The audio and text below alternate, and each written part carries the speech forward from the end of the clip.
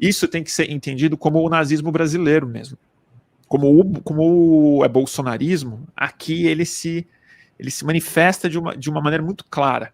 E essa clareza está escancarada com os Yanomami. Como se a pandemia não fosse o suficiente, agora a gente tem um exemplo literal de genocídio.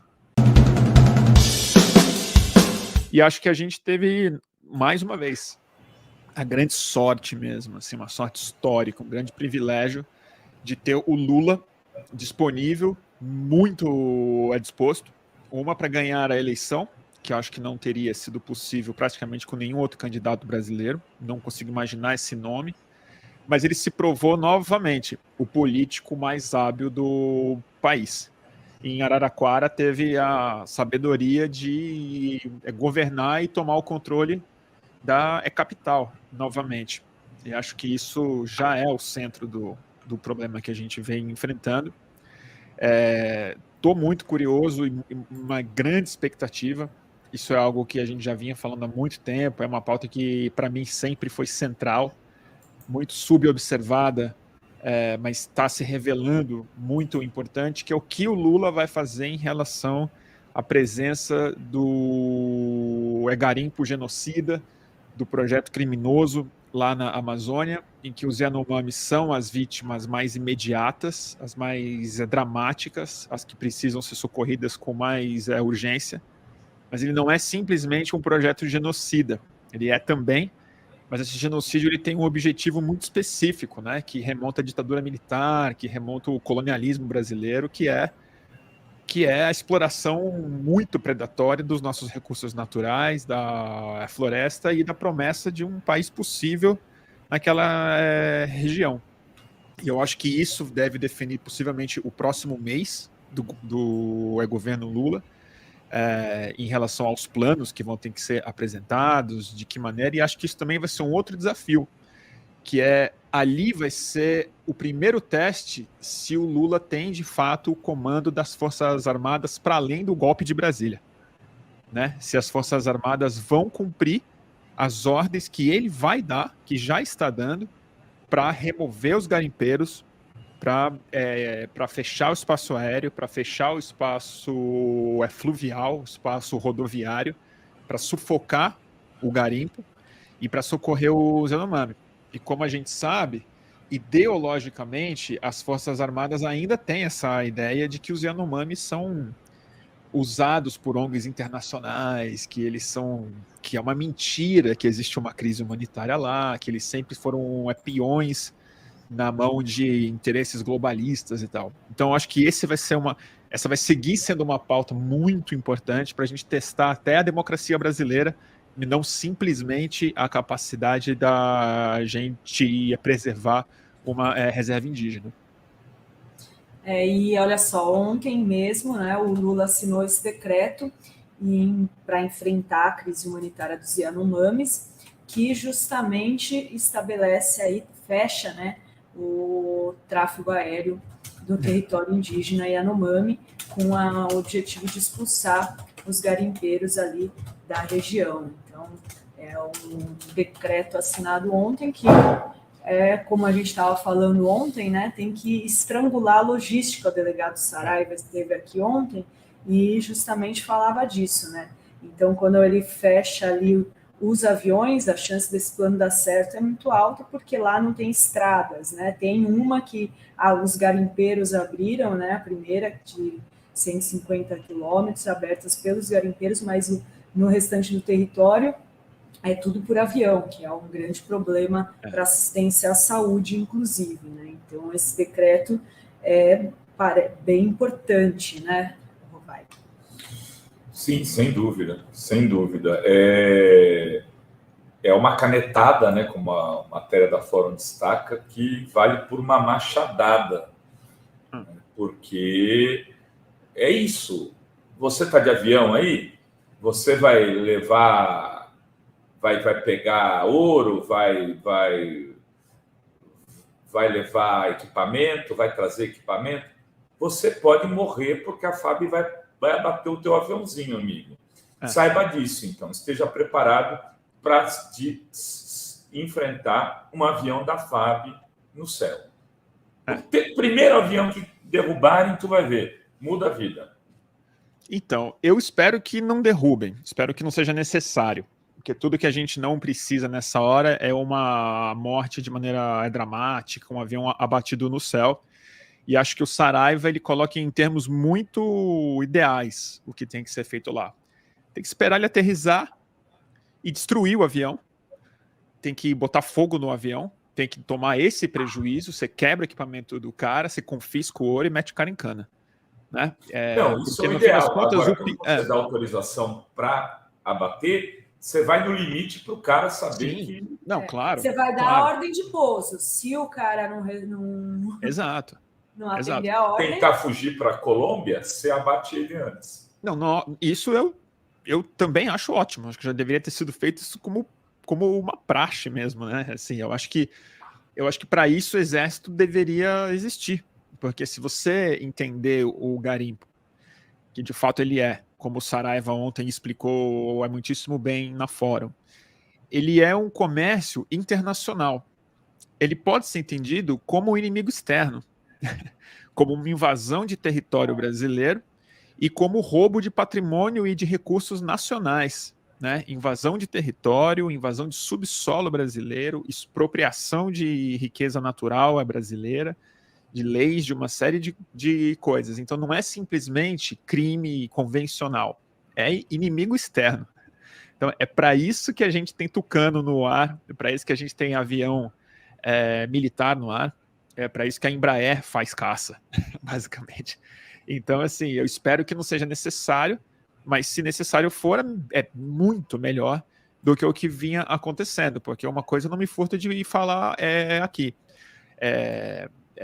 A vida desses pilotos criminosos, elas não valem tanto quanto a vida das crianças indígenas que a gente está vendo, que foram vitimadas por esses monstros, com a conivência e com o interesse do governo federal e com o mandante Jair Bolsonaro, que acho que a gente tem que começar a entender ele dessa forma. Ele sempre foi garimpeiro. Aliás, isso é uma coisa que eu acho que a gente observa pouco, né? O Bolsonaro, ele é do exército, mas ele foi um capitão aposentado, foi expulso do exército, depois ele manteve essa identidade, mas a coisa que ele realmente ama na vida, o projeto ideal dele, é garimpo, né? O pai dele era garimpeiro, ele era garimpeiro, ele ama os garimpeiros, ele defende os garimpeiros, é a base dele.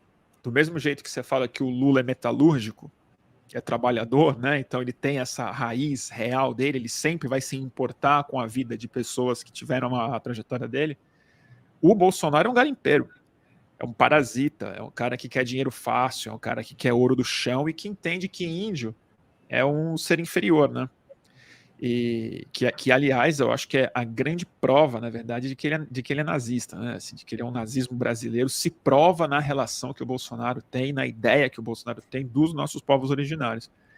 Então, eu acho que é isso. Se tiver que abater, abate. Eu espero que não seja necessário, porque vai sempre inflamar mais, e tudo que eu não gostaria é que a Amazônia se deflagrasse ainda mais em termos de guerra e violência.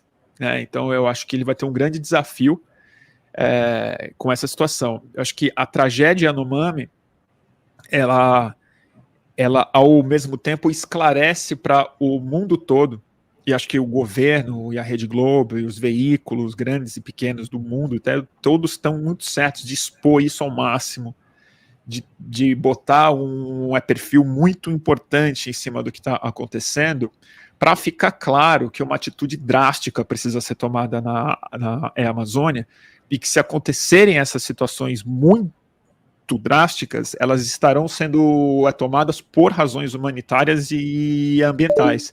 Ninguém vai poder acusar de autoritarismo um governo federal que está tentando socorrer esse tipo de crise que foi provocada.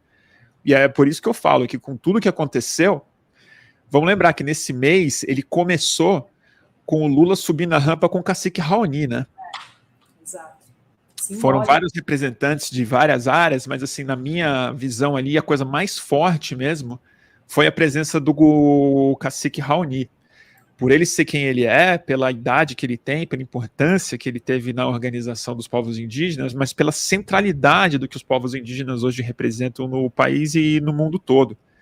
Eu acho que muita gente tem observado isso, eu concordo muito. Eu acho que o Ministério dos Povos Indígenas, junto com o da Justiça, com o dos Direitos Humanos e com o Meio Ambiente, eles são mais centrais para a reconstrução do país do que possivelmente o do planejamento, economia e a infraestrutura, sabe?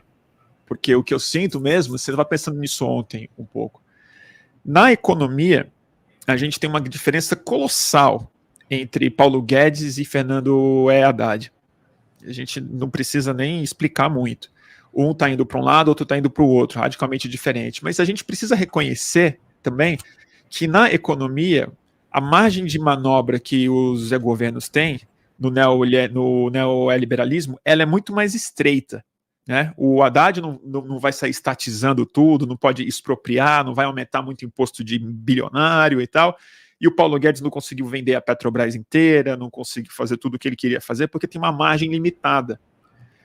No meio ambiente, na questão dos direitos humanos e na Amazônia, é uma diferença radical. É água e vinho. É a diferença, assim, entre vida e morte. E o que o Bolsonaro fez lá, isso precisa ficar claro, é uma coisa muito radical. Muito radical. E que tem a ver com nazismo mesmo. E aqui eu sei que vocês falaram ontem, mas assim, a gente perdeu no fim de semana a Adriana Dias, que muito antes disso ser uma questão, vem nos avisando, percebeu isso, foi uma grande visionária nessa situação, é uma grande perda, uma pessoa diligente, dedicada, amorosa e tal, mas que nos avisou, e acho que é uma responsabilidade nossa, agora, que a coisa já não é mais segredo, que a coisa está escancarada, que a coisa está na cara de todo mundo, com vítimas parecidas com a do Holocausto, gente esquelética, que não teve acesso à comida, que foi envenenada por produtos químicos, que transformou rios em poços venenosos, né? Assim, uma coisa de maldade mesmo, que tinha projeto, tinha uma promessa, tem uma ideologia por trás, tem livros publicados que chamam os Yanomamis de uma farsa e tal. Isso tem que ser entendido como o nazismo brasileiro mesmo. Como o bolsonarismo, aqui ele se manifesta de uma maneira muito clara. E essa clareza está escancarada com os Yanomami. Como se a pandemia não fosse o suficiente, agora a gente tem um exemplo literal de genocídio. E ainda eu sou obrigado, assim, eu não sei nem como é que essas pessoas ainda têm espaço, assim, de ver em TV, em jornal, a gente falando, não é genocídio, isso é exagero da esquerda, o Lula está usando isso com oportunismo eleitoral. Mas eu acho que a gente está diante de uma situação que vai definir os próximos meses. Eu acho isso realmente, assim, a presença do Olaf Scholz ontem aqui também, acho que isso reforça muito, esses recursos que estão começando a entrar no país para a Amazônia, eu acho que eles são o começo, e eu espero que seja o começo de uma geopolítica bastante diferente que o Lula tem plenas condições de protagonizar.